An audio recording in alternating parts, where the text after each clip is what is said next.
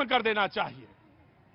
मैं ये कहना चाहता हूं कि जो कर रहे हैं, जो पालन कर रहे हैं वो लोग, जो गलत है उनको खत्म करिए, जो खराब है उसको खत्म करिए, कि जो सही है, जो नीति सही है उसी को खत्म कर देंगे आप। ये बयान है, 2 बयान है, बातचीत शुरू कर दो। वेट जी सर, ये आम आदमी पार्टी वाले कर रहे हैं वन नेशन वन एजुकेशन। आपके दिल्ली के कितने विधायक के बच्चे सरकारी स्कूल में जाते हैं? पंजाब के कितने विधायक के जाते हैं स्कूल में? अरे आपके स्कूल का मॉडल की सच्चाई है कि आप अपने बच्चे को नहीं भेज सकते हो, यहाँ प्रवक्ताओं को भेजते हो, वो एजुकेशन पे बात करो। और एक इलेक्शन, एक साल में 20 चुनाव, एक चुनाव आचार संहिता 45 दिनों का। एक मिनट अभी खोलूंगा पोल सर, फोन खोलूंगा। 45 दिन, एक आचार संहिता 45 दिन का, जिसको पूरा विकास कार्य रुक जाता आचार संहिता में, वो व्यक्ति जिसको विकास से मतलब ही नहीं है, वो तो चाहेगा चारों 365 दिन चुनाव होता रहे, मेरा प्रचार होता रहे, क्योंकि विकास तो केजरीवाल को करना नहीं है। वो आचार संहिता के नाम पे खेल जाएगा।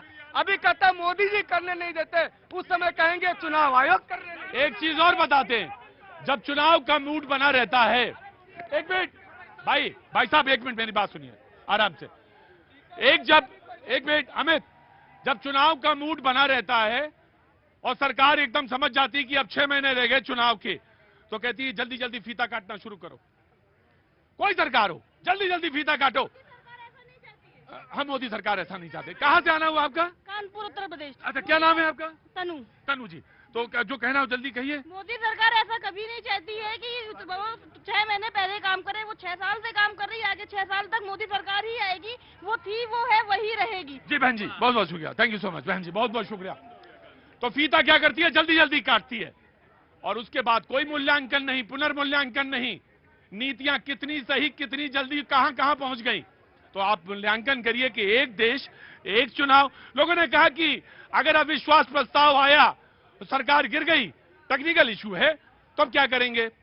उन्होंने कहा कि जहां से सरकार गिरी उतने बची हुई अवधि का चुनाव करा लीजिए, लेकिन चुनाव देश में एक ही होना चाहिए। Very quick.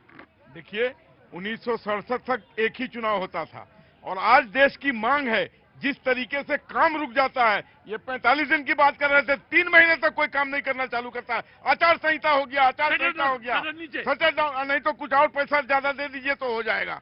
दूसरी चीज, ये 60,000 65,000 करोड़ जो बर्बाद होता है हर कुछ दिन के बाद, ये बंद होना चाहिए। ये सर 60,000 करोड़ रुपए सिर्फ चुनाव में खर्च होते हैं, मशीनरी का बताया नहीं पैसा, वो 40, हाँ वो बताया नहीं पैसा। देश करा रहा है, ये देश रो रहा है, ये सारे कटौती खर्चे होने चाहिए, और एक चुनाव होना चाहिए, और 5 साल के बाद ही कोई दूसरा चुनाव होना चाहिए। दरअसल हो क्यों नहीं रही है, बात क्यों निकली? दरअसल मोदी जी ने यह बात कही तो मोदी जी के नाम पर इसका विरोध शुरू हो गया। देखिए, मोदी जी क्या चाहते हैं? इस देश के अंदर चाइना की नीतियां लागू करना चाहते हैं, और इस देश को चाइना बनाना। आप मत होने दीजिए। नहीं तो हम तो यही कह रहे हैं ना, किस तरीके से ये तानाशाह सरकार लगातार ये तानाशाह सरकार लगातार, देखिए, नोटबंदी लागू कर दी, काले कृषि कानून लागू कर दिए, और विपक्ष को पूछती तक नहीं है, ना राज्य स्तरीय क्या इसके ऊपर कोई कमेटी बैठी जिसके अंदर जिन्होंने बातचीत की? कोई आवाज नहीं, कोई ना राष्ट्रीय स्तर पर ना राज्य स्तर पर। ये देश के प्रधानमंत्री, हम बार बार ये बात बोलते हैं, ये बात करनी चाहिए महंगाई के ऊपर। रोजगार कितना दिया उन्होंने लगातार किसानों की आय दुगनी करने की बात की थी। 2023 आ गई, 2022 का वादा किया था, उन्होंने कहा था जीडीपी कर देंगे हम 7% तक। कब रही जीडीपी? तो लगातार जो है मोदी सरकार झूठ बोलती आई, और ये फिर से एक जुमला दे दिया है, क्योंकि अब इनको हार नजर आ रही है। इनको पता है कि अगले जो चुनाव आने वाले हैं उसमें इनकी हार होने वाली है, इसलिए हार होने वाली है, इसलिए नो। हाजी, मैडम को बताना चाहूंगा, मैडम आज से 9 साल पहले की आप बात कर रहे हैं, 9 साल पहले इंडिया का, भारत का, हमारे हिंदुस्तान का कहीं भी कोई वजूद नहीं था, और आज अगर 9 साल की बात कर रहे हैं, एक minute, let me complete first. आज आप 9 साल में देखेंगे मोदी जी के आने के बाद से, योगी के आने के बाद से, पूरे हिंदुस्तान का नाम जो है टॉप 5 में आता है, टॉप 5 में। और अब आप बात कर रहे हैं कांग्रेसी, 70 साल मैडम आप लोगों की सरकार ने राज किया है, 70 साल देश को नासूर बन के खाया है। आप देख लीजिए, 9 साल की गवर्नमेंट ने पूरे वर्ल्ड को हिलाया है। मैं आया 1967 से पहले। एक मिनट रुको, आ रहे। 1967 से पहले वन इलेक्शन इस देश में होते थे 1952, 1957, 1967, जो बहुत सक्सेसफुल रहे।